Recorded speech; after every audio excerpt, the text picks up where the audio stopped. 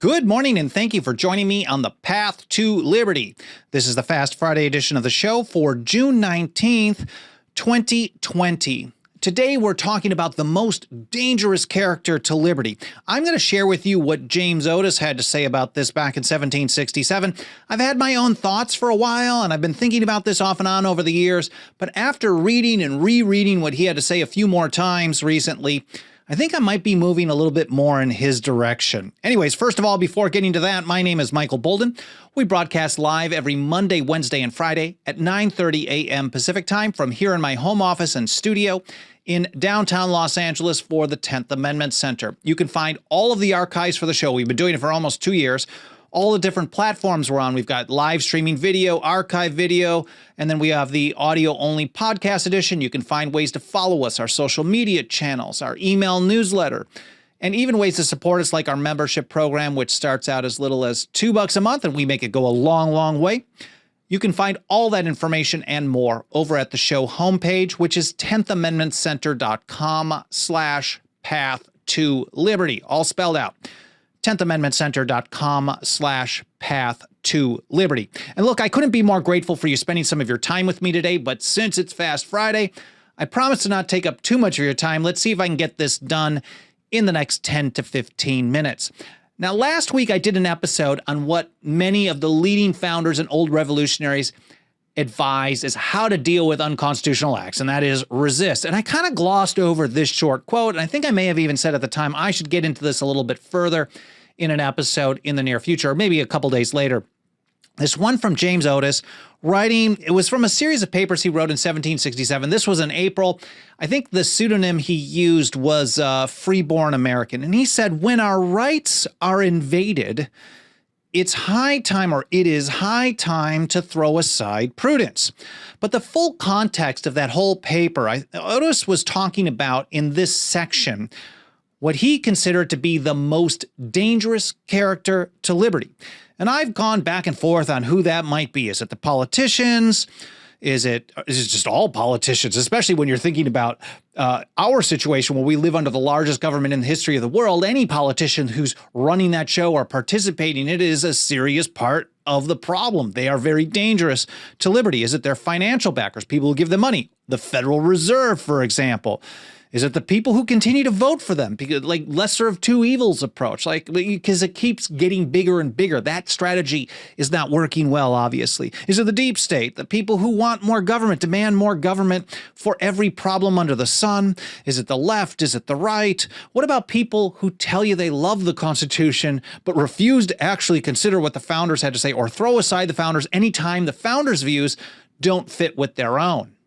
I mean, I tend to lean a little bit in that direction, that last one there. And I actually did an episode back in May, 2 big mistakes when reading the Constitution, that kind of goes in on that a little bit. I encourage you to check it out if you haven't yet. And I tend to lean in that direction, where I found myself in recent years thinking, you know, the people who claim to be constitutionalists but really don't understand it, and then when it's pointed out that their view doesn't jive with what the founders had to say, then they tell you you're a libtard or a commie or something like that. To me, and maybe it's personal with them, but I've often thought that they are the most dangerous. But James Otis had a different approach, and I think I might be moving in his direction, as I said right at the outset. And here, let's go back to that letter and talk a little bit about what he had to say. Here again, April of 1767, he's actually giving some advice to people on an upcoming election, what to think about when considering who to vote for a representative. And they had annual elections, so this happened pretty regular. And he said it this way: as to the necessary qualifications of a good representative, I take wisdom and ability with a general knowledge of our Constitution to be the first requisites in a candidate. Integrity, he continues, with a sincere love for liberty and the British Constitution are also absolutely necessary. Without integrity, he wrote, you cannot rely on his wisdom or abilities. And without a regard for liberty and the British Constitution, he may value his own interest before that of his country. And that's kind of the character that I was talking about in that episode. People who really are focused on their own political goals and they try to shoehorn the Constitution in to fit with that, whether the founders agreed or not. I've always thought that that was a huge problem, and Otis, I think, agrees. But going further, he says, prudence and fortitude are likewise essential. If he has not prudence, he may needlessly irritate your enemies. That makes sense. Like, if you're not smart about how you approach things, you're just going to run in like bull, and maybe you're going to create some problems. Otis says, if he has not fortitude, he may timidly give up your just rights. Of course, people who are just have no backbone, they just go with the wind, right? But here's the money quote. There is, however, no character so dangerous to liberty as the man of prudence. And this is a great example of things we hear today. I hear this type of thing all the time. And this is what Otis put in italics. He says, you may possibly be right, but at this juncture, it is not prudent to insist upon it. How often have we all heard this? Like, oh yeah, I agree that that's a problem, but this is, it's not the time. It's not the time. I actually heard this a lot when opposing the war in Iraq when it first started, like, okay, well, now's not the time to make constitutional arguments. We have to get behind our boys overseas. And you can pick and choose just about any major constitutional violation, and sometimes small ones. And I've got an example coming up in a little bit. And you'll hear the same type of thing. And that's basically the man of prudence, the character who says, now is not the time. It's always now is not the time.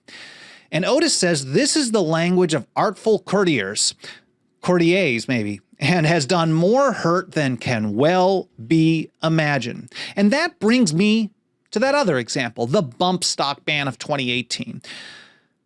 Instead of opposing, and I did an episode on this, I'm going to link to this in the show notes. I haven't actually checked it out in quite a while. This is back in December 19, 2018, the unconstitutional bump stock ban and what to do about it.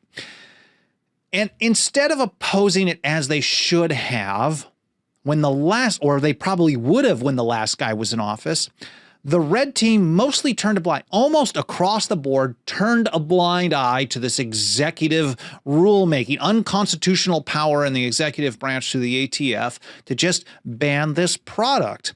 And many of their same supporters made excuse after excuse after excuse.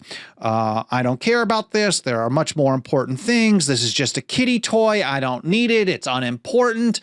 Over and over and over. I often heard things like, yeah, I agree, but yeah, we got bigger fish to fry.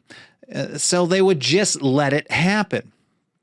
And if you're paying attention, I think this is basically what Otis was warning about. And I'll get back to his letter here in just a moment, or his paper here in just a moment. But basically, once you do that, they're always going to do more. And if you're paying attention to what some things going on right now, it's very possible that they're going to use that particular ban to expand it to arm braces next. We don't know how exactly that'll play out, but if they don't do it this year under this administration, a future administration is going to get the idea and do it in the future because people timidly turned a blind eye to this obvious constitutional violation.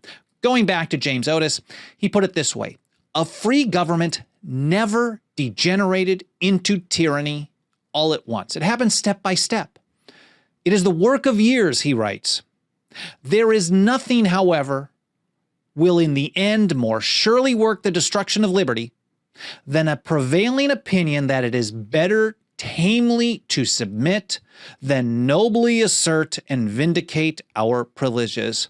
And I think that bears repeating. He says there is nothing that will guarantee a destruction of liberty than having an opinion that it's better to submit than to ruffle feathers or to do something about it. And I think a lot of people, politicians and their backers on Team Red, have tamely submitted to that bump stock ban. I mean, that's just one example of many. And we see Team Blue, they all tamely submit when it's their team in charge or doing it. Or maybe they just think, well, I got to deal with something else.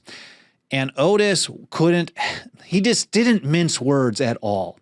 And this type of approach certainly leads to the destruction of liberty over years.